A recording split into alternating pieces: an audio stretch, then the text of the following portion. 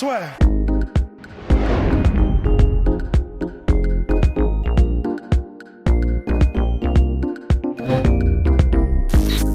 Bonjour à toutes et à tous et bienvenue dans le Poker Slash Raw. Le trio de l'enfer est réuni. Donc là, pour faire le point sur Francis Ngannou. Francis qui s'est imposé en 20 secondes et nous sortons une interview avec Fernand Lopez qui sortira très prochainement. On évoque longuement le cas Francis et c'est vrai que, ok, elle est impressionnante.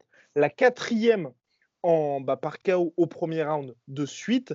Une stat qui est quand même assez éloquente, c'est sur ses 4 derniers combats Francis Ngannou, c'est 2 minutes 42 en temps cumulé. Mais, et c'est pas un petit mais, notre cher Polydomso nous avait effectivement prévenu de ça, il fallait que le combat dure pour en apprendre un petit peu. Là, on n'a absolument rien appris. Sinon, tuto, qu'est-ce qu'il ne faut pas faire face à un Francis Ngannou qui charge sur vous? Voilà.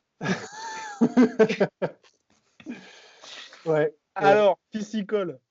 Polydomso, à vous l'honneur. On en est toujours au même point, quoi. Non, mais en fait, c'est cool pour Ngannou. Je suis très content pour lui qu'il ait écarté, avec autant de facilité. On dirait écartelé, ouais. Qu'il ait étrillé Rozenstruik avec une facilité déconcertante. C'est cool. Ça confirme ce qu'on sait déjà, c'est que bon, bah, il vaut mieux pas être dans l'axe quand il arrive, quand le 28 tonnes arrive sur toi, vaut mieux pas rester. Tu sais, c'est comme dans Stand By Me, c'est quand t'as le train qui arrive. Tu dodges. Il y a un petit mouvement qu'il faut avoir parce que sinon ça se termine mal.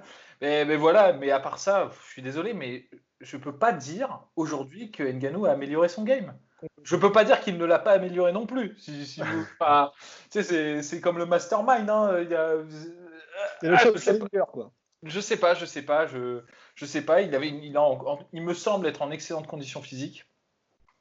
Il réacquiert la confiance qu'il avait perdue contre Stipe Miocic, ce qui est extrêmement positif. Et on va être réaliste, je pense qu'il n'y a aucun poids lourd actuellement qui est capable de supporter et d'encaisser la foudre. Et donc du coup, ça se trouve, on saura jamais en fait. Parce que là même aujourd'hui, je suis persuadé que si Stipe Miocic se prend un truc comme ça, je suis même pas certain qu'il ait les réserves en lui pour refaire. Le problème de Miocic, c'est qu'il y a eu la première guerre contre Ngannou et les 2 guerres contre DC. C'est ça. Donc c'est.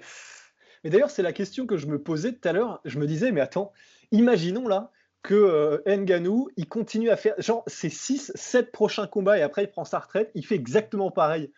Et en fait, je m'étais en train de me poser la question en me disant, mais donc là, imaginons, donc s'il refait ça 6 fois d'affilée avec que des KO en moins d'une minute, c'est-à-dire qu'il sera sur genre 10 victoires d'affilée avec un temps cumulé de genre 6 minutes et contre les meilleurs de la planète.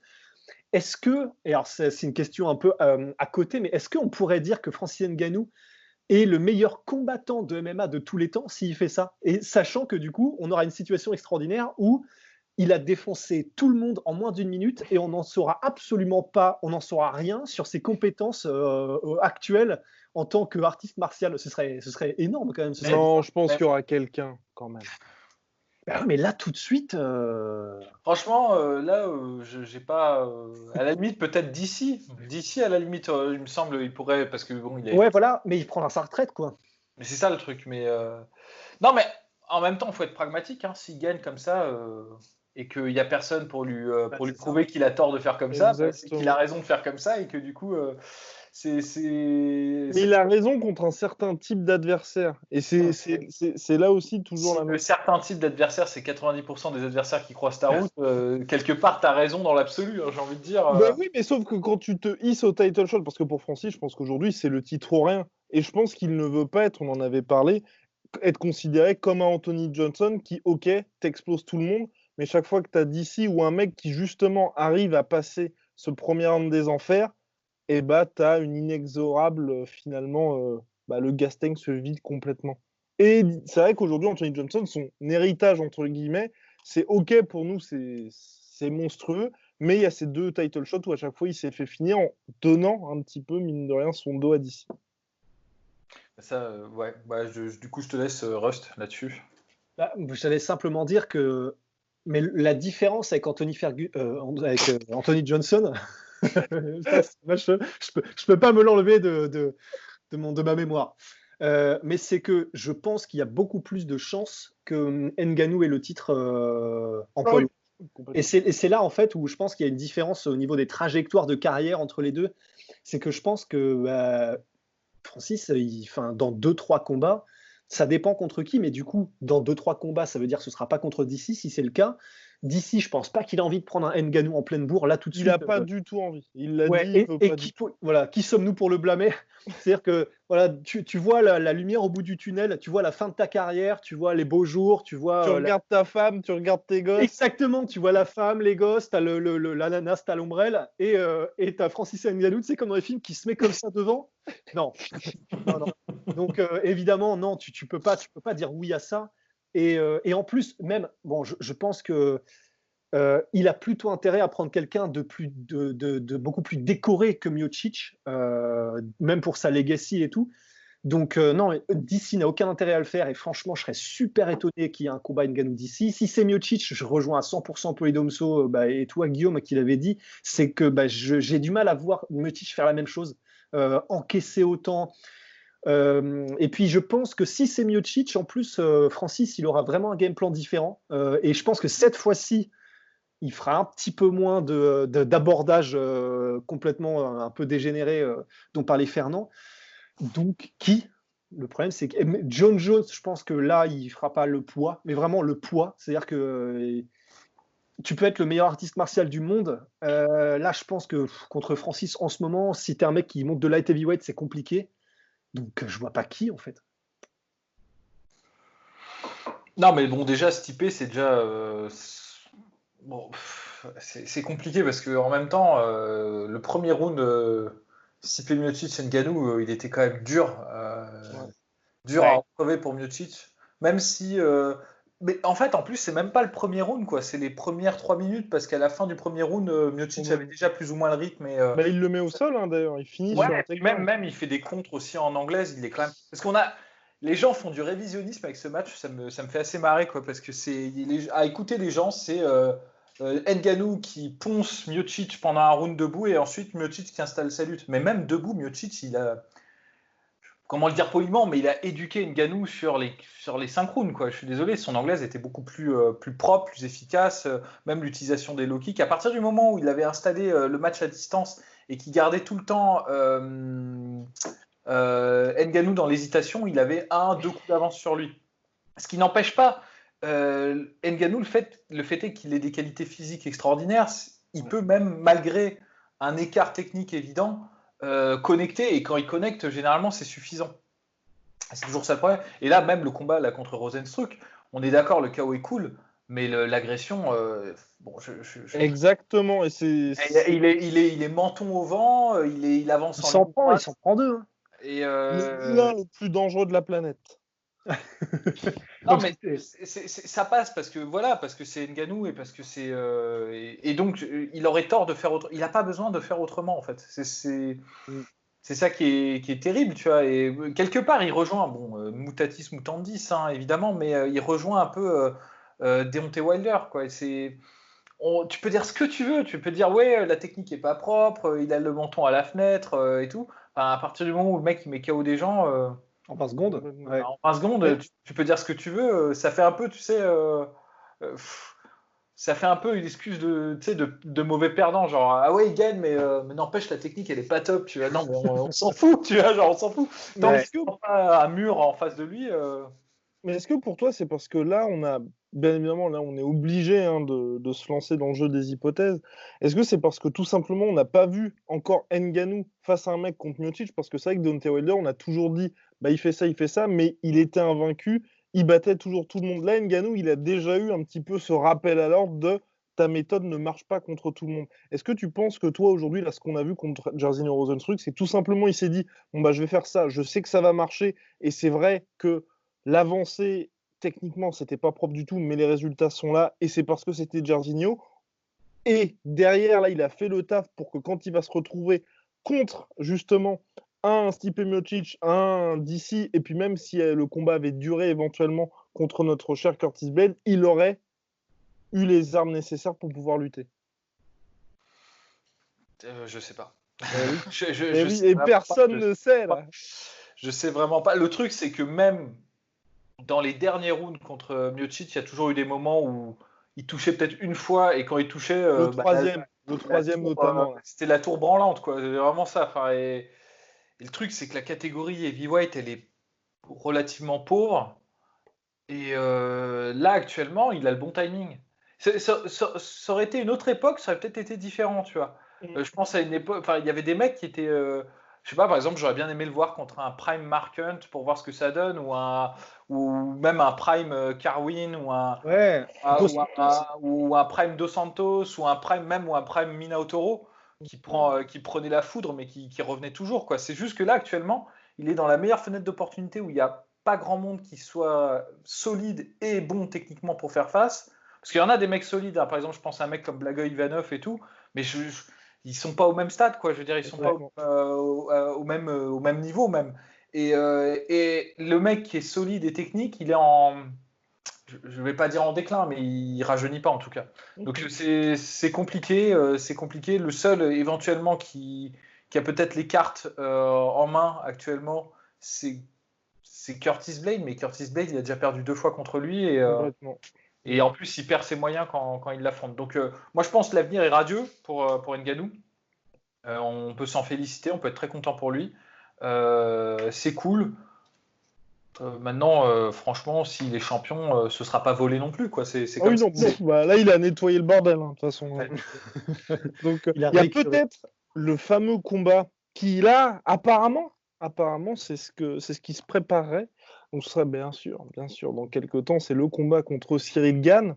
Où là, c'est vrai que pour l'instant, Cyril Gane est évidemment extrêmement jeune dans sa carrière, mais il a l'avantage, contrairement à tous les mecs, c'est d'avoir goûté à la puissance de Francis en sparring pendant 2 piges, et ça, je pense que ça vaut quasiment tout l'or du monde à ce niveau-là, plus aussi de bénéficier des conseils de Fernand Lopez, qui a pour le coup fait découvrir, fait monter et été le head coach de Francis Ngannou de 2013 à 2018. Donc ça fait quand même énormément d'armes pour justement pouvoir vaincre le Golgoth. Le seul truc, c'est évidemment, est-ce que s'il se fait toucher, il pourra rester? Parce que forcément, là, pour l'instant, à part Stipe Miocic, il n'y a personne qui a réussi à résister à la puissance de Ngannou. On ne connaît pas encore. Alors, je n'ai pas maté toute sa carrière à Cyril Gane en pied-point. J'ai vu que son combat contre Bouganem. Mais pour sa carrière en MMA, j'ai pas souvenir d'avoir vu son menton testé. Je crois que pour l'instant, c'est une inconnue. De toute façon, est-ce que ça sert d'avoir un bon menton contre Ngannou? En fait, c'est même pas forcément, forcément un gros facteur. En revanche, c'est vrai que stylistiquement, je pense que Cyril, il peut vraiment, vraiment, vraiment poser des problèmes à Francis. Parce que c'est pas le même style que ce que sait faire Miocic, mais avec son style évasif, tout en mouvement, mais un mouvement intelligent, et il a une diversité d'armes pour faire douter Francis Ngannou, qui peuvent vraiment être intéressantes. Du coup, je serais très intéressé d'un match-up entre Cyril et Francis. Effectivement, c'est un petit peu tôt. Déjà, c'est cool, là. Voilà, encore peut-être deux combats, 2-3 combats. Enfin, ça dépend, parce que si Cyril bat c'est ça aussi, et de façon éclatante, bon, il a gagné son ticket pour un 2e combat d'affilée. Et là, à mon avis, contre un gros nom, parce que je pense que voilà, Abdouragimov, ce sera la caution. T'as passé le mec un peu casse-couille et un peu bon dans tous les domaines. Au sol, ouais, aussi. Et donc, dans 2 combats, je pense qu'il peut être seulement 2 combats au point pour un combat contre Ngannou, quoi. C'est clair, parce que en fait. Exactement, et c'est ce que Williamson nous dit à chaque fois. Évidemment, c'est parce qu'il y aura plus grand monde. Et aujourd'hui, au sein de la catégorie heavyweight, Gane, c'est un peu le seul mec avec Ngannou qui soit bankable. Et sachant qu'Ngannou, il a déjà eu sa chance avec le... Vous vous souvenez des fameuses comparaisons avec la Ford Escort et tout ça? Donc il y a déjà eu tout ce hype train qui était derrière lui. Gane n'a pas encore eu ça. Et c'est vrai que là, dans les prospects heavyweight, on en parle toujours, il y a Curtis Blades,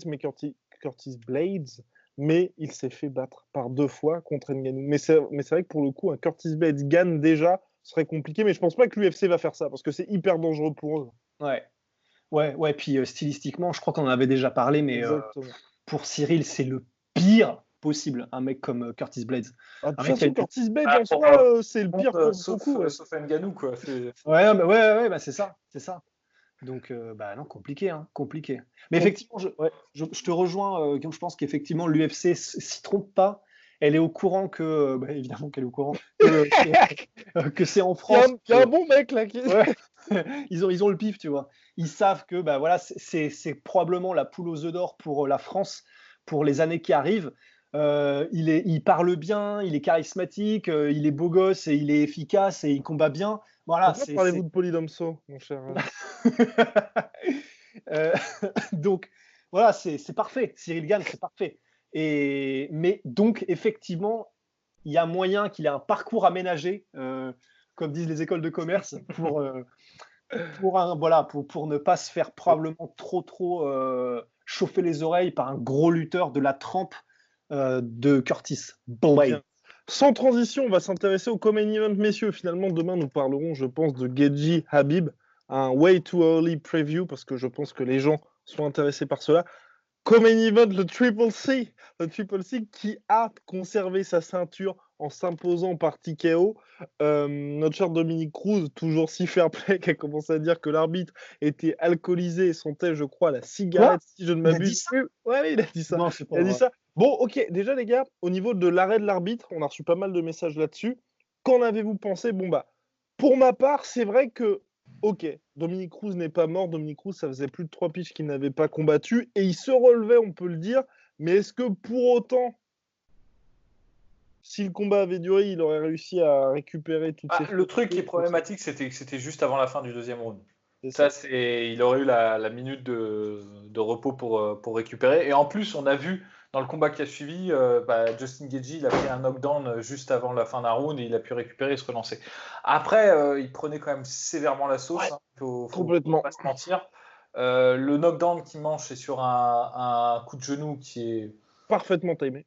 Ouais, précis, net et sans bavure. J'ai vu pire en arrêt de l'arbitre. J'ai pas été scandalisé.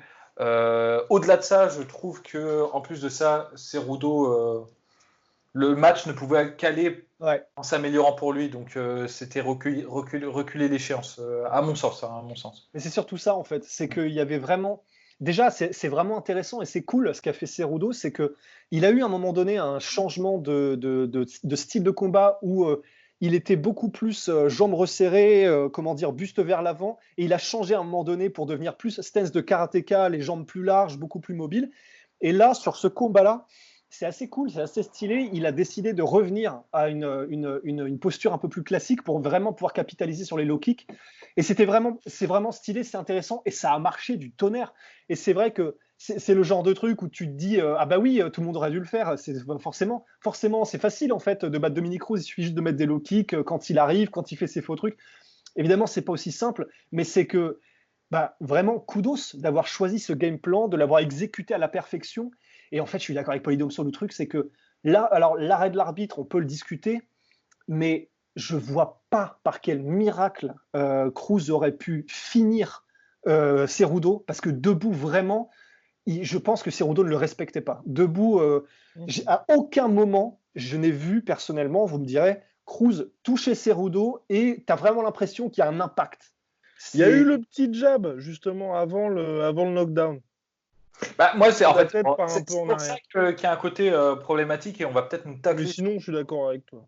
On va peut-être nous tacler sur ce qu'on est en train de dire parce que justement, il y avait un petit mouvement Dominique Cruz au cours du second round où il commençait un peu à installer son anglaise et où il semblait que Cerudo abandonnait ses low kicks. Mais c'était juste sur l'instant, en fait, juste précédant la séparation pour le headbutt. Et donc, on n'en sait rien. Peut-être que le troisième round serait reparti et que finalement, Cerudo aurait récupéré sa stratégie de low kick. Et c'était la stratégie à avoir. Et le truc, c'est que Dominique Cruz, il n'avait pas trouvé la parade pour ça. Il avait juste à un moment donné décidé de mordre dans son protège-dents et d'avancer, d'envoyer des coups. Et il avait réussi un peu à tirer dans la bagarre Cerudo. Mais même là-dedans, je pense que c'était pas la bonne stratégie, tu vois, d'attirer dans la bagarre Cerudo. Et d'ailleurs, Cerudo l'a timé quasiment parfaitement juste après. Donc, je sais pas. Je pense que ça a commencé à tourner court pour Cruz. Donc voilà, Mais, je suis pas choqué par l'arrêt en fait. mais encore une fois, et là, il faut quand même lui rendre, c'est que Cruz, je l'ai pas. Alors peut-être un peu plus lent que d'habitude, et évidemment physiquement c'était peut-être pas le même, mais j'ai pas vu de différence énorme. Il faudra peut-être Complètement. voir le combat. Donc quand même, c'est vrai qu'il faut lui rendre, c'est que Cruz, voilà, personnellement, et je sais plus, je crois que vous c'était ça aussi, on avait donné la prédiction qu'il y avait de grandes chances que debout Cruz ait un avantage sur Cerudo. Et ben c'est vrai qu'on s'est trompé et que pour le coup, est énorme. On tire son chapeau à Cerudo, il l'a dominé même debout, et c'est là où c'est vraiment impressionnant, c'est que il a fait à Cruz ce que perso, j'ai pas souvenir que qui que ce soit ait réussi à faire à Cruz, quoi. Donc, c'est-à-dire le savater en low kick et l'empêcher en fait que son jeu de feinte, que son jeu de mouvement soit efficace. Et on avait vraiment, oui, c'est vrai, cette impression de différentiel de puissance aussi. Et de réussir à donner cette impression contre Dominic Cruz, c'est quand même un des plus grands, si ce n'est le plus grand bantamweight de tous les temps, cette impression de facilité, c'est énorme. Et quel que soit ce qu'on dit de l'arrêt de l'arbitre et ce qu'on ait dit de l'arrêt de l'arbitre et des performances face à TJ Dillashaw, etc., voilà, il trouve des manières de gagner, il gagne, et énorme, franchement énorme, Henry Cerudo. Bien, et donc oui, entièrement d'accord, mon cher Rust. Et Henry Cerudo qui annonce sa retraite dans la foulée. Y croyez-vous, messieurs? Pour ma part, je lui donne le bénéfice du doute à ce petit Triple C. Moi, j'y crois. C'est très bien, comme ça on est en équilibre. Moi, j'y crois pas. On a un Guillaume qui est parti. Pour C'est la gagner un petit peu négociation. plus de bif. Ouais, C'est la négociation, je pense. Mais ce qui est marrant, c'est par contre, Dana White, il me fait trop rire parce que je pense qu'il en a tellement marre de Triple C. Justement, il y a quelqu'un qui lui a demandé alors qu'est-ce qui va se passer pour le titre Bantamweight là avec Triple C. Plutôt que de faire, on va discuter avec lui, il fait on va faire un titre, on va faire Petr Yan contre Aljamain Sterling pour le titre vacant. Là, je pense que Cerudo qui regardait comme ça en backstage, il a fait ah merde. Mais je sais pas. Il n'est jamais content, Dana White, il fait chier. C'est-à-dire, quand c'était Demetrius Johnson qui défendait son titre, il n'était pas content parce qu'il n'osait pas faire la montée. Là, Cerudo fait la montée, prend les risques et tout. Il veut pas raquer. Donc, quelque part, qu'il aille se faire mettre. Tu vois, j'ai envie de dire, non, mais c'est vrai, tu vois. Ouais, c'est une question, sachant que c'est une question financière. De toute façon, il l'a dit. Il a dit son prix, c'est rajouté un zéro. Donc, voilà. Bien sûr, c'est ça. Et puis, moi, je suis désolé, il le mérite. Quand tu regardes ce qu'il a fait. Putain, est-ce que c'est trop demandé qu'un athlète du calibre de Cerudo soit bien payé, quoi? Enfin, faut pas déconner. À un moment donné, je pense qu'en fait, il y a des grilles de salaire, tu vois, c'est comme la nomenclature d'un TIAC, tu vois. Et en fait, quand tu fais moins de 80 kilos, dans l'esprit de Dana White, tu mérites forcément moins, tu vois. Ouais. Et ça fait chier parce que au contraire, j'ai envie de dire, comme c'est difficile d'attirer l'attention sur ces catégories-là. Mais il faudrait arroser de bif le mec qui arrive à attirer un peu l'attention sur lui. Et je suis désolé, mais Cerudo, on peut lui reprocher énormément de choses, mais il fait le taf, tu vois. En tout cas à ce niveau-là, et c'est pas facile de convaincre le public américain que des mecs qui font 1m60 sont intéressants à voir combattre, quoi. Et c'est là où autant je comprends la logique qui est purement marchande de Dana White de vraiment miser. Plus tu montes en catégorie, plus c'est spectaculaire et plus tu peux vendre des mecs.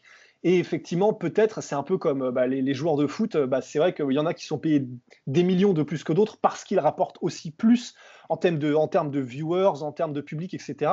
Je peux comprendre que Dana White parte du principe que plus tu montes de catégorie et plus si tu as des stars, plus il y a des chances qu'elles rapportent et donc mieux elles sont payées. En revanche, et là où je vous rejoins largement, quand quelqu'un fait autant d'efforts pour attirer la lumière qu'Henry Cerudo, et mine de rien, il a quand même redynamisé largement la catégorie et les deux catégories, bantamweight et flyweight. Là, quand tu as un mec qui fait ça, en revanche, ne pas lui comment dire, le récompenser pour ça, c'est vrai que là, ça n'a pas de sens et c'est dégueulasse, surtout quand c'est un mec, quand même, qui est champion olympique, qui est double champion, qui prend tous les risques, qui s'amuse même à faire du trash talk et des trucs comme ça, il a des gimmicks, des machins. Là, c'est quand même un peu dégueulasse, et je suis d'accord avec vous, de ne pas le récompenser. Ça n'a pas de sens, quoi. Non, c'est clair, mais après, je pense que... Et c'est malheureux, Dana White pense exclusivement en termes business, et c'est vrai que le pauvre Cerudo, comme Demetrius Johnson avant lui, n'a pas rapporté beaucoup d'argent, et c'est vrai que même Bon, bah voilà, hein, comme tu disais, il a fait du trash talk. Il a même, ça aussi, hein, je pense que c'est assez rare, les gars comme ça, qui poussent le truc au ridicule au point de devenir le roi du cringe et d'assumer ça complètement. Et de se dire, bon, bah, je suis à tel point où même si j'ai le côté hispano, même si j'ai le côté, hispano, latino, même si j'ai ce côté champion olympique, les gens ne s'intéressent pas à moi, bah, je vais avoir un espèce de côté, le mec absolument insupportable. Ça fait que les gens vont s'intéresser, ne serait-ce que pour me voir perdre. Et franchement, ça. C'est ça, il a poussé les curseurs à fond et Ouais. qu'on le récompense pas pour avoir poussé les curseurs à fond, bah, c'est quand même dommage, quoi. Et assumé quand même, parce que c'est vrai qu'à chaque fois, il a fait de belles performances. Donc voilà. Après, à voir s'il reviendra. Et là, c'est peut-être l'autre problème de Cerudo, c'est que maintenant, en s'étant concentré sur la catégorie bantamweight, c'est une catégorie qui est extrêmement dense. Où si vous voulez, tous les ans, il y a des nouveaux prospects qui arrivent. Là, il y a Cory Sandhagen qui pousse fort. Ouais. Cody Garbrandt, maintenant on parle quasiment plus parce qu'on a tout simplement plus besoin de lui, alors qu'il y a 3 ans, il était vu comme le futur, peut-être la plus grosse superstar de l'organisation, l'héritier de Conor McGregor. Donc voilà, c'est ce qui ne lui rend pas service, c'est qu'il y a toujours des mecs qui arrivent. TJ Dillashaw qui revient à la fin de l'année prochaine en janvier. Voilà, l'UFC n'a pas besoin d'Henry Cerudo. Ouais, en plus de ça, c'est vrai que personne va regretter le fait qu'il parte. C'est-à-dire, si là, il y a un titre pour la ceinture vacante entre Peter Yan et Aljamain Sterling ou autre, personne va dire « Ah, c'est scandaleux, c'est n'importe quoi ». Enfin, Ouais. je veux dire, la catégorie est tellement compétitive. Ouais, voilà, c'est ça. Il le mérite. En fait, c'était Dominic Cruz qui méritait pas le title shot après 3 ans. Mais ça, si tu veux, je pense que cette dichotomie, ou je sais pas si on dit dichotomie, enfin, je sais pas si ça se prête à ce truc-là, mais ce que je veux dire, t'as les deux impératifs en fait qui rentrent en contradiction tout le temps. C'est-à-dire entre le show quoi et le sport. C'est excessivement rare en fait d'avoir quelqu'un qui arrive à allier les deux. Et le truc, c'est que nous, en tant que passionnés, et je pense que la plupart des gens qui regardent la sueur pensent comme nous, hein, d'ailleurs, ça fait toujours mal au cul quand le sportif est sacrifié sur l'autel du show, quoi. Ça, c'est vrai.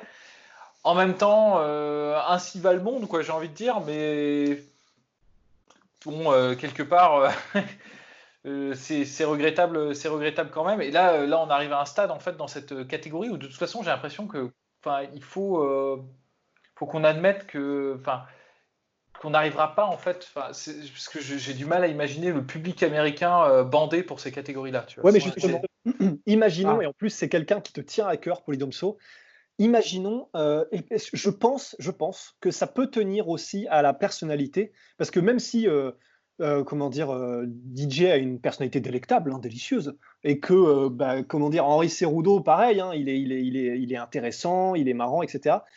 Imaginons, parce que c'est quelqu'un qui tient à cœur, un champion américain flyweight qui ressemble, version américaine, à Yamamoto Kid. Est-ce que là, tu peux pas avoir un petit truc qui se lance? Ah mais moi oui, mais bon. Et même pour tout le monde, parce qu'il est trop stylé, tu vois. Un mec stylé comme ça. C'est chaud, mec, c'est chaud parce que j'ai du mal à imaginer. Bon, c'est peut-être moi qui ai des gros a priori sur les ricains aussi. Hein. Non, mais c'est ce que nous avait dit aussi Jean-Charles Skarbowski. Ah, voilà, c'est ce qu'avait dit Skarbowski là-dessus. Et en fait, quand tu regardes le public de base, tu vois, aux événements là, il n'y en avait pas. Il se savait pas. Et, tu vois, c'est typiquement enfin, typiquement, c'est terrible. Là, je rentre dans des clichés. Là, allons-y. Ah, mais les potards à fond, tu vois, mais j'imagine typiquement le mec qui se dit ouais bon c'est un mec il fait 1m60 je lui mets une branlée même si je défonce. Mais voilà tu vois, tu l'entends, moi je l'ai lu plein de fois ces commentaires partout tu vois et c'est très compliqué en fait d'imaginer que juste sur la personnalité tu arrives à faire oublier à tous ces gens-là qui achètent les pay-per-view, qui sont en fait la masse qu'il faut convertir. Ça me paraît difficile de les convaincre. Effectivement, il faudrait du Yamamoto Kid, mais ce serait pas suffisant. Il faudrait autre chose, quoi. Faut plus, quoi. Faut plus. Et je sais pas s'il y a jamais eu un mec dans les petites catégories. Gabran, il y était presque arrivé. Hein. C'est vrai que Gabran, peut-être celui qui s'en rapproche le plus parce que il avait le côté bad boy, il avait le côté assez spectaculaire quand même, très impressionnant et tout. Donc il avait peut-être. Beau gosse aussi, mine de rien. Gosse, j'ai blanc aussi, hein, il faut pas se mentir, hein, parce que ça rentre plus en résonance avec le public américain. Voilà, c'est chaud, j'en ai pas là en tête là qui arrive.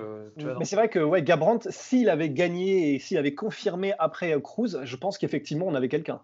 Ah Ouais. oui, non, mais c'était monstrueux. Mm. C'est ne serait-ce que, mine de rien, il était quand même main event au Staples Center enfin, il était sur la carte du Madison Square Garden pour le premier combat face à Dillashaw. Co-main event juste derrière quand même GSP contre Bisping.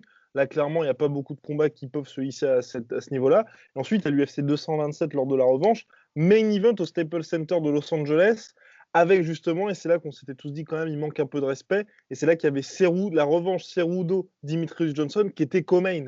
Donc ça vous donnait quand même une idée de la place de Garbrandt dans l'échiquier pour l'UFC. Donc ouais, non, c'est clair. C'est clair pour Cerudo, en tout cas. Dommage. On va finir, messieurs, sur notre cher Bryce. Yes! Bryce Mitchell. On vous en avait parlé pas mal. Et franchement, avec Rust et j'imagine, bien évidemment, notre cher Polydomso, on a été extrêmement impressionnés par un Mitchell qui a, de manière incessante, cherché la soumission et kudos à son adversaire d'avoir réussi à chaque fois à survivre vraiment, à être passé pas loin du twister. Quand il a tenté le twister, tu te dis, 3 fois! et tu te dis c'est pas possible, mais enfin vraiment chapeau. Reebok, on compte sur vous là pour lui filer son short camo parce qu'il le mérite. Bryce Mitchell, les gars. Bryce Mitchell. Là, honnêtement, déjà des scores pareils. Alors, on va dire pourquoi est-ce que c'est des scores pareils, mais il a fini le combat. Je crois que c'était 2 juges qui ont donné 30-25 et un juge 30-24. Ouais. Je crois que j'ai jamais vu ça de ma vie. C'est-à-dire que sur les 3 rounds, il y a un juge, et honnêtement, on peut difficilement ne pas être d'accord avec lui, qui a donné 10-8. C'est-à-dire, si tu traduis 18, ça veut dire branler en fait. Et c'est-à-dire que 3 rounds d'affilée, ça a été une démonstration. Pas branler ou à chaque fois, ça veut dire que tu t'es pris un knockdown. Et c'est là aussi. Là, il n'y a pas eu de knockdown. Mais justement, et c'est là où c'est incroyable, c'est qu'il a réussi à faire ça, Bryce Mitchell, uniquement avec ses performances de grappling. C'est-à-dire qu'on l'avait dit dans la preview, Bryce Mitchell, c'est quand même un prodige du sol, et c'est un gars, et ça fait plaisir. Et dans le monde du jiu-jitsu brésilien, il y a un petit peu aussi cette résurgence avec les Eddie Bravo Invitational, des mecs comme le Danaher Gang ou le Danaher Death Squad. Avec Danaher Gang. Ouais, finalement, c'est peut-être un peu pareil, mais des gars qui cherchent uniquement la soumission, et puis au même moment, il y avait des gars comme Kron Gracie. Il y a une espèce de, je sais pas si c'est une vague, ou en tout cas, il y a quelque chose là qui se passe où le grappling, il y a vraiment, on est dans l'objectif et l'optique progression et soumission, pas l'objectif de stalemate, de rester, Ouais, de garder, de neutraliser. Et là, franchement, quel meilleur représentant de cette vague-là en MMA que Bryce Mitchell. Littéralement, il n'a pas arrêté une seule seconde de chercher la soumission. Et c'est-à-dire que vraiment, il allait de soumission en soumission. Il n'y avait pas de moment où je reprends mon souffle, ok, je garde un petit peu, ok, je me lève un coup, 2 coups, je reviens. Non, c'était constamment 15 minutes. Bryce Mitchell, je tente le bras-tête, ok, hop, je te serre jusqu'à ce que tu abandonnes. Bon, ok, t'abandonnes pas, parce que quand même, Charles Rosa est un mec qui est quand même solide, hein, enfin, black belt. Extrêmement bon au sol. Exactement, c'est une ceinture noire sous Ricardo Liborio, qui est quand même lui-même vraiment, vraiment, vraiment très, très haut niveau. Et voilà, pendant 15 minutes, je pensais aux commentaires de Chael Sonnen sur les ceintures noires données par les frères Nogueira. Enfin, c'est pour ça. Ah oula, ouais, en gros c'était une pochette surprise, c'est ça? Non, c'est le jouet dans le Happy Meal en fait. Voilà, bon, c'est pas ça pour Ricardo Di Barrio. C'est pas la réputation qu'il a. Non, ouais. Et en gros, et voilà, et du coup le fait que Bryce Mitchell vraiment ridiculise au sol, parce que là il n'a pas existé. Et en soi, sa performance, c'est d'avoir tenu les 15 minutes. Ah ouais. Enfin, faut vraiment que les gens comprennent ça. Hein, ouais.